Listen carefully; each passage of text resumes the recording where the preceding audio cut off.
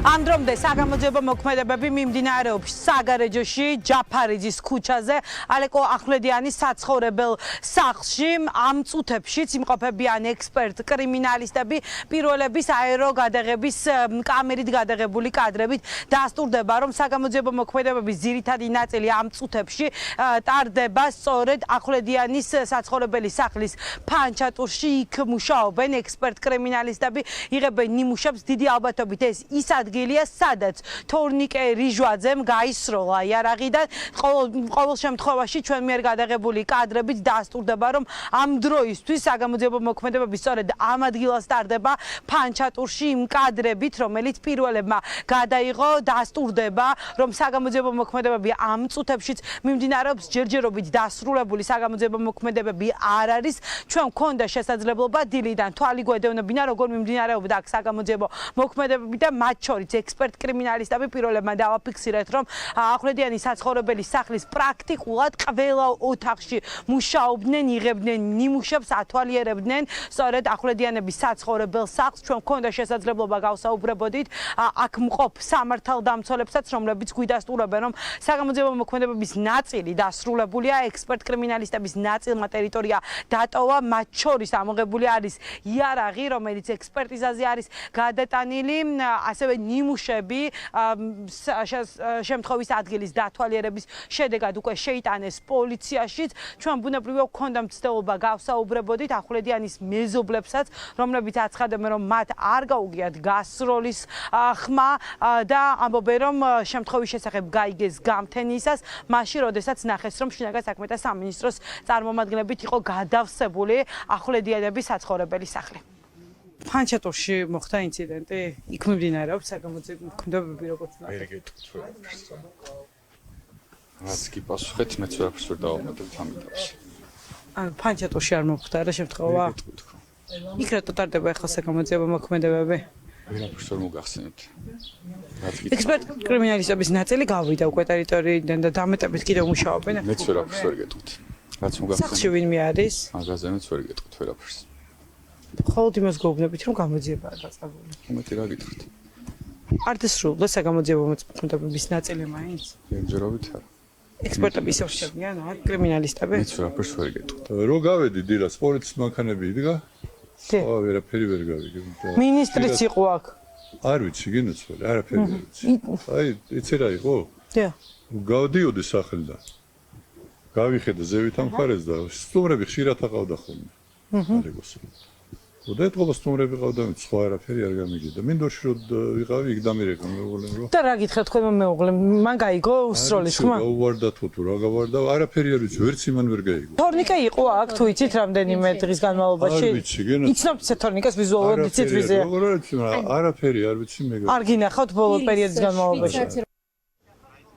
საგარეჯოში ყურადღების ცენტრში არის ალეკო ახვლედიანის საცხოვრებელი სახლი. თავად ახვლედიანი წინასწარი მოთავსების იზოლატორში არის გადაყვანილი. მას ბრალდებული სტატუსი ცოტა ხანში ექნება. ბრალს ოფიციალურად წარუდგენ შინაგან საქმეთა სამინისტრო. ძალოვანი უწყების ინფორმაციით დაუდევრად ინახავდა ალეკო ახვლედიანი იარაღს და ეს არის ბრალდება, რის გამოც დაადეს მას ხელბორკილები. არ არის გამორიცხული დღესვე ჩატარდეს სასამართლო პროცესი ან პროცედურების მიხედვით დრო აქვს შინაგან საქმეთა სამინისტროს. შესაძლებელია, რომ ბრალი წარუდგინონ დღეს და შემდეგ მოხდეს უკვე 24 საათში ახვლედ ღონისძიებასთან დაკავშირებით მსჯელობა. ჯერჯერობით ყავს თუ არა ახვლედიანის ადვოკატი.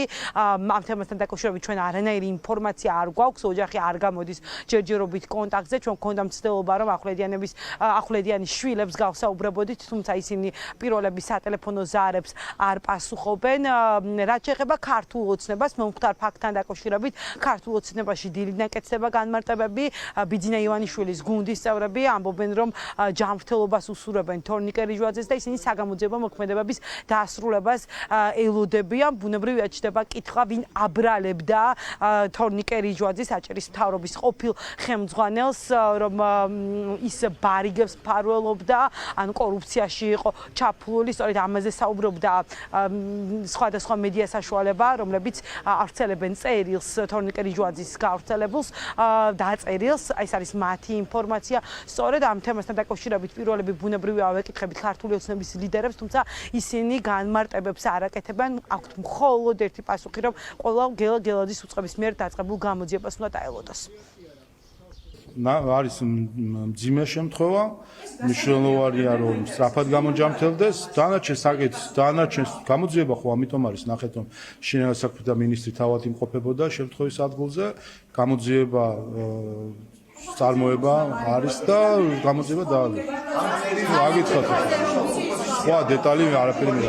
ოპოზიციის ნათქვამზე ხომ არ არის, არა, მოხდა მძიმე შემთხვევა, შინაგან საქმეთა სამინისტრო იძიებს საკითხს, შინაგან საქმეთა მინისტრი თავად იყო შემთხვევის ადგილზე, გამოძიება შეიძლება დაადგინოს ყველა დეტალი. ჯანმრთელობის მდგომარეობა მისი არის მძიმე და ვუსურვებთ ჯანმრთელობას. რაც შეეხება დანარჩენ დეტალებს, გარდა იმისა, რაც თქვენ იცით ინფორმაციით, ის ვიცით ჩვენ.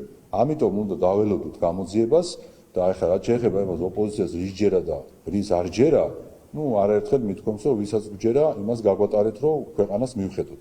დანარჩენი ვიმეორებ ამ საკითხთან დაკავშირებით, ვუსურვებთ ჯანმრთელობას ბატონ თორნიკეს და დეტალებსაც შეეხება, ამას გამოძიება დაადგინოს. შევთხოვ უფალს, რომ გამოიყენოს ამ მდგომარეობიდან და გამოვაჯამრთელოს.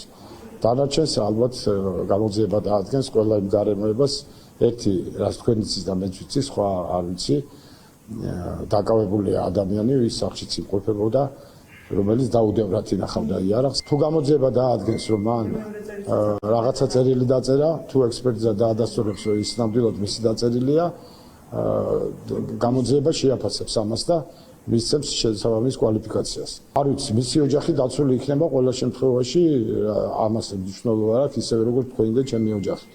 ამ ქვეყანაში ყველას ოჯახი უნდა იყოს დაცული. მას შემდეგ რაც შინაგან საქმეთა სამინისტრომ გაავრცელა ინფორმაცია, რომ თორნიკე რიჟვაძემ თვითმკვლელობა სცადა, სახელისუფლებო მედიის წარმომადგენლები ავრცელებენ წერილს, რომელიც თითქოს დაწერილი არის თორნიკე რიჟვაძის და თითქოს ექიმებმა იპოვეს ეს წერილი თორნიკე რიჟვაძის ტანსაცმელში. ამ წერილს ვთქვათ, ჩვენი მაყურებელი მოისმენს. ახლა რა წერია ამ წერილში, თუმცა ძალიან ბევრი კითხვა ჩდება ამ წერილთან დაკავშირებით. ამ წუთებში თორნიკე რიჟვაძე საუნივერსიტეტო კლინიკაში არის მოთავსებული. ამ კლინიკაში ამბობენ, რომ მათ არანაირი წერილი არ უპოვიათ და არ გადაუციათ მედიის წარმომადგენლებისთვის. ჯო ჰოსპიტალი კი ის კლინიკა, სადაც პირველად შეიყვანეს თორნიკე რიჟვაძე, ჯერჯერობით განმარტებებს ამ წერილთან დაკავშირებით არ აკეთებს. ყოველ შემთხვევაში არ გვიპოვებია ჩვენ ჯო ჰოსპიტალის მედპერსონალის პოზიცია, ნამდვილად მიაწოდეს თუ არა წერილი. ჩდება ასევე კითხვა, რატომ არ დაილუქა თორნიკე რიჟვაძის ტანსაცმელი, რატომ ქონდა მის ტანსაცმელთან წვდომა მედპერსონალს, რატომ დაათვალიერეს ჯიბეები თორნიკე რიჟვაძის, სად არის მტკიცებულებები, სად არის თორნიკე რიჟვაძის ტელეფონი. ბევრი კითხვა ჩნდება, ბუნებრივია და ეჭვები არსებობს საზოგადოებაში ამ წერილის ავთენტიკურობასთან დაკავშირებით. რა თქმა უნდა, ამ წერილსაც სავარაუდოდ ექსპერტიზა ჩაუტარდება და დადგინდება ნამდვილად თორნიკე რიჟვაძის დაწერილი არის თუ არა ეს წერილი. მანამდე მაყურებელს შეგვიძლია მოვასმენოთ დოკუმენტი, რომელსაც ავრცელებს ხელისუფლებასთან დაახლოებული მედია. ალეკო არაფერ შუაშია, ჩუმა დავიღე. ეს კაცი ძმობის მაგალითია. მიზეზი ერთია, მაბრალებენ იმას, კორუფციას და ბარიგების მფარველობას, რასაც მთელი ცხოვრება ვებრძოდით მეც და მამაჩემიც. დავიღალე, დიდი გამარჯვებაც უნდა ხედა წარუმატებლობაც. პატიებას ვთხოვ ოჯახს, პატრიარქს. მამა, შენ ნომერ პირველი კაცი იქნები ჩემთვის ღირსებაში. დათა კაცური კაცი გაიზარდე, მიხედე ელის. დედა მიყვარხარ, მაპატიეთ ძმებო, ვერ გიტოვებთ მილიონებს, მაგრამ მიყვარხართ. ბატონ ბიძინას და პრემიერის იმედი მაქვს, რომ დაიცავთ ჩემს ოჯახს. ჩემი მეგობრები, თანამშრომლები, ოჯახის წევრები, ყველა ჩემი დავალებით და მითითებით მოქმედებდა. ყველა უდანაშაულოა. ჩემი სიცოცხლით ვაგებ პასუხს. გთხოვთ, არ გამკვეთოთ და არც არავინ დაადანაშაულოთ. ჩემი დაწერილია. ღმერთი ფარავდეთ ჩემს საყვარელ აჭარას და საქართველოს.